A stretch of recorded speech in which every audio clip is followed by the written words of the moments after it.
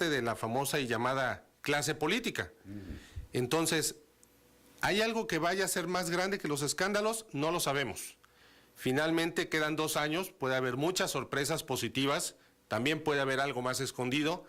El famoso asunto de la tesis que acaba de aparecer, es decir, bien dice el dicho que el que busca encuentra. Entonces, mientras sigan buscando y mientras sigan viendo qué más aparece, pues sí es posible que surja algo más. Ahora, el reto del gobierno federal es en estos 2 años crear toda una serie de situaciones positivas que al final el balance sean más positivos que negativos. Por ejemplo, tú hablabas de legados que deja un presidente. ¿Puedes dar algunos ejemplos? Por ejemplo, ¿cuál fue el legado de Calderón, el de Fox, el de Zedillo, el de Salinas? Todos los presidentes se les ha recordado por algo. Todos han dejado alguna huella de alguna situación, de algo que hicieron dentro de su gobierno. Los casos más particulares, yo creo que, si yo te pregunto por qué la gente recuerda a López Portillo, va a ser por su último informe, cuando en el estrado de la Cámara lloró porque defendería el peso, incluso como un perro. Lo dijo una persona aquí. Y al día siguiente se devalúa el peso y se nacionaliza la banca. Entonces, eso quedó. ¿Le creemos o no le creemos? Exacto. ¿Qué pasa con Carlos Salinas? Crea el programa Solidaridad, aparentemente México crece económicamente, México se establece como un país a nivel mundial que puede competir, se va a Salinas y 20 días después truena el asunto, le truena a Zedillo el país en las manos y hay una crisis terrible que dura varios años y que yo creo que incluso hoy en día seguimos padeciéndola. ¿Qué vamos a recordar de Fox? Que fue el primer presidente de oposición. ¿Qué vamos a recordar de Calderón? La famosa guerra contra el narcotráfico. ¿Y qué estamos recordando o qué tenemos ahorita de Enrique Peña Nieto?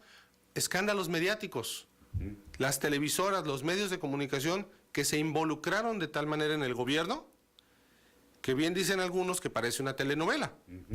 Esos son los legados de los presidentes. Ahora, si los comparamos con los presidentes del principios del siglo pasado, claro, tenemos un legado de Lázaro Cárdenas. La expropiación. Sí, tenemos la expropiación petrolera, tenemos el fin de la era revolucionaria, tenemos a Miguel Alemán que nos deja la universidad, tenemos muchas otras cosas, tenemos la creación del Seguro Social, tenemos la nacionalización del petróleo, tenemos la compañía de luz, o sea, tenemos cosas que comparar y los presidentes actuales salen perdiendo. ¿Crees tú que ese legado al que ahorita conocemos ya, cuál puede ser, pueda cambiar en 2 años que quedan? Es difícil.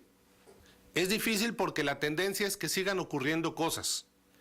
Aquí la situación es que en este momento, una vez que el presidente entregue su informe, pues prácticamente comienza la carrera por el 2018. Sí, ya está la carrera, ¿no? Es decir, ya hoy en día vamos a hablar del PRI, que es el partido en el gobierno, que es el partido que tiene que perfilar al sucesor. Hay 2 o 3 personas que se perfilan como los posibles candidatos y 2 o 3 que tal vez están ahí pero no están a la vista.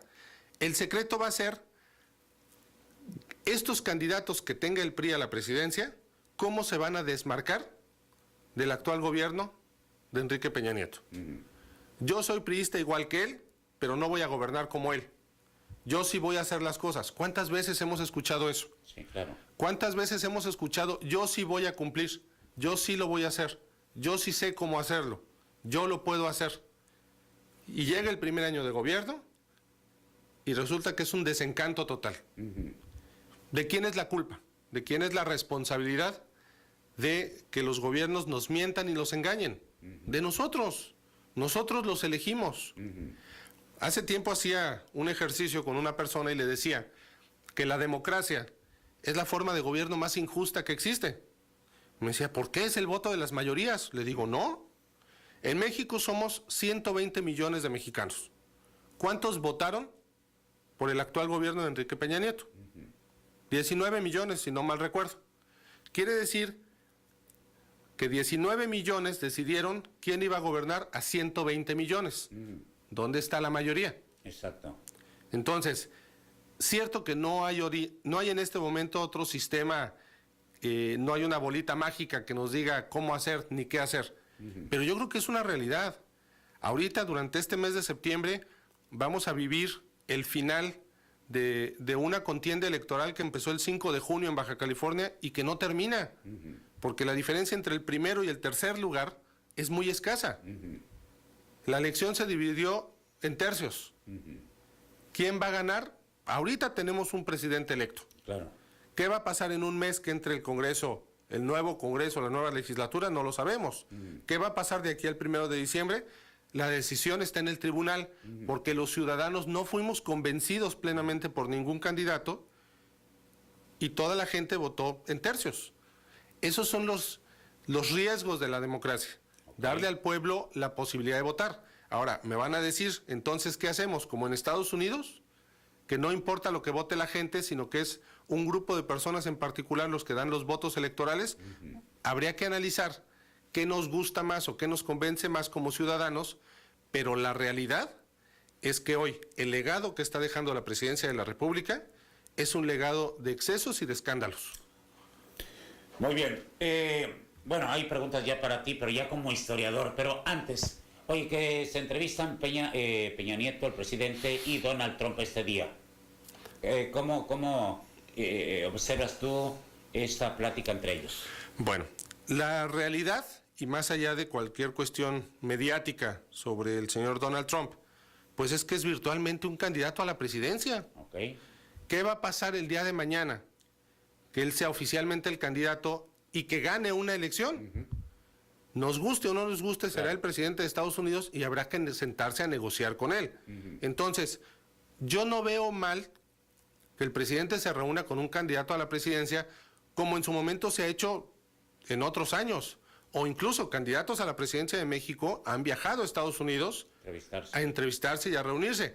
Aquí el punto es que toda la serie de declaraciones que él ha hecho en contra de México y de los mexicanos, el gobierno federal debe de ponerse firme y defenderlas. Creo que esas épocas de rendir pleitesía a gobiernos ajenos ya quedaron atrás.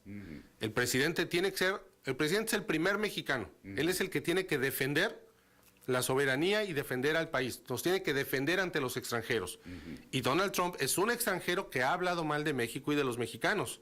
Entonces, sí, como políticos, como jefe de Estado, como candidato a la presidencia, deben de reunirse y platicar.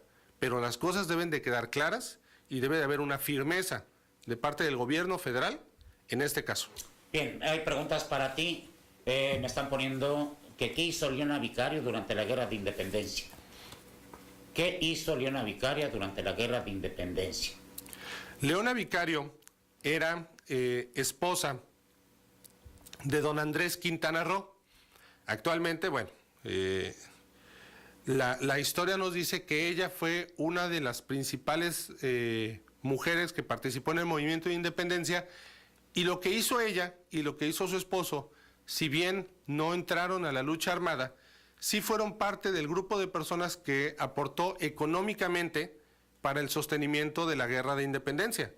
Ella no era la cara visible del movimiento, como en su momento lo fue la corregidora de Querétaro, pero aportó económicamente y sostuvo económicamente buena parte del movimiento de independencia. Don Andrés Quintana Roo fue parte de los ideólogos del movimiento de independencia, tan es así que hoy en día son 4 estados de la República Mexicana que llevan nombres o apellidos de héroes de la independencia, y Quintana Roo pues es uno de ellos. Muy bien. Miguel Rodríguez Ramos, saludos desde la colonia Alemán. Una pregunta para tu invitado: ¿cuál es la diferencia entre la historia oficial, la mitología y la historia real? No estoy anotando. ¿Historia oficial? ¿Cuál es la diferencia entre la historia oficial, la mitología y la historia real?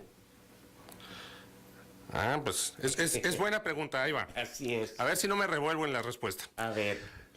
La mitología finalmente son historias inventadas, son leyendas, son mitos que surgen en los pueblos por la necesidad de dar una explicación. Son mentiras. A algo. Pero son mentiras que de alguna manera están bañadas de cierta verdad. Esa es la mitología. La historia oficial es la historia que el gobierno de todos los países autoriza para que se diga. Es la historia que se plasma en los libros oficiales, es la historia que el gobierno repite año por año como si fuera un guión. La historia real es la siguiente. Todos tenemos una visión de lo que ocurrió. En el caso, por ejemplo, vamos a hablar de la independencia. En el caso de Miguel Hidalgo, hay escritores de la época que lo elevan a un grado superior y que dicen que todos los niños deberían de llamarse Miguel Hidalgo por el heroísmo de su acción social, de su acción política. Por otro lado, hay historiadores que dicen que lo hubieran quemado vivo a los 2 días y nos hubiéramos ahorrado muchos problemas. Entonces, la historia real se basa en la visión de las personas que estuvieron en un momento y en un tiempo determinado, y obviamente siempre va a haber 2 puntos de vista. Si traemos ahorita a un grupo de personas y les preguntamos cuál es el legado que va a dejar el presidente Peña Nieto, habrá quien nos digan, pues es un legado de traición y de mentiras. Habrá quien nos diga, es un legado de reformas estructurales que llevaron al país a la modernidad.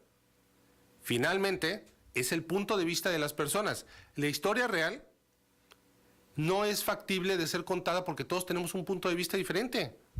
Tenemos a León Portilla que nos narra en la visión de los vencidos y tenemos a Bernal Díaz del Castillo que nos dice cómo fue la conquista. ¿A quién le creemos? Los dos tienen una visión diferente. La historia real se basa en eso, en el punto de vista de las personas que vivieron los acontecimientos en un momento determinado. Y la historia oficial es cuando llega el gobierno y te dice, estos hechos fueron de tal manera porque así nos conviene que sean. La famosa imagen que nos va a aparecer por todos lados a partir de 1 o 2 semanas de Miguel Hidalgo con el estandarte de la Virgen de Guadalupe en la Catedral de Dolores Hidalgo, sabemos que es falsa, porque los acontecimientos no ocurrieron en esa cronología, pero el gobierno insiste en vendernos esa idea porque es la idea del gobierno, es la historia oficial. No ocurrieron así, ya está comprobado, ya todo el mundo lo sabe, pero el gobierno a través de la historia oficial nos sigue vendiendo que esa es la historia y esa es la idea y así debe de ser. Más preguntas para ti. ¿Santana era tan perverso como dicen, licenciado? El problema de Santana yo creo que no es que fuera perverso. Santana era un político demasiado hábil. En su momento, cuando había que ser conservadores, fue conservador. Cuando había que ser liberales, fue liberal. Cuando había que estar del lado de la iglesia, se puso del lado de la iglesia. Cuando había que estar en contra de la iglesia, se puso del lado de la iglesia. Tan es así que varias veces y después de varias derrotas él se iba a Cuba, exiliado, autoexiliado, y la gente iba por él para que nos volviera a gobernar. 11 veces fue presidente. En un lapso temporal, si juntamos esas 11 veces, fueron apenas 6 años de gobierno, porque estaba 3 meses, se aburría y se iba a su hacienda en Veracruz y dejaba a Gómez Farías o dejaba a cualquier otro encargado del gobierno. Veía que la cosa empezaba otra vez a ponerse complicada y ahí venía de regreso Santana. ¿Hasta qué ocurrió? Que la gente se cansó de él, vino la revolución de Ayutla y definitivamente fue expulsado y exiliado del país.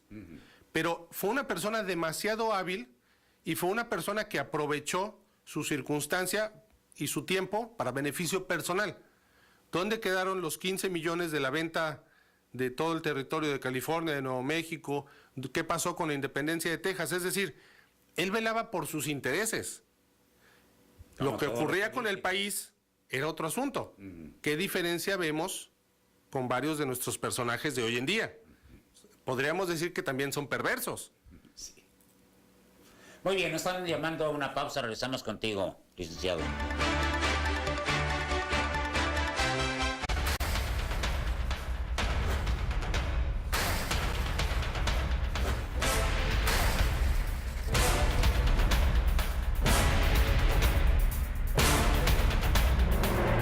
Somos abogados corporativos Ríos, especializados en derecho civil y familiar. En lo civil, regularización de propiedades, contrato de compraventa de propiedades, prescripción.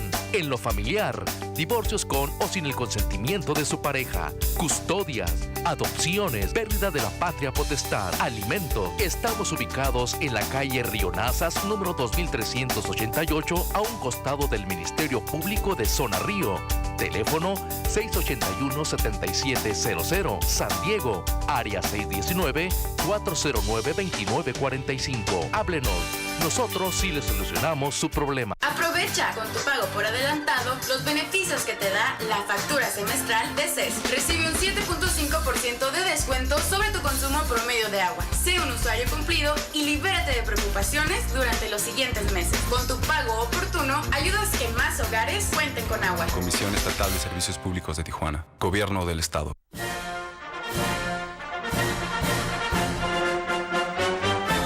Restaurant La Especial. Desde julio de 1952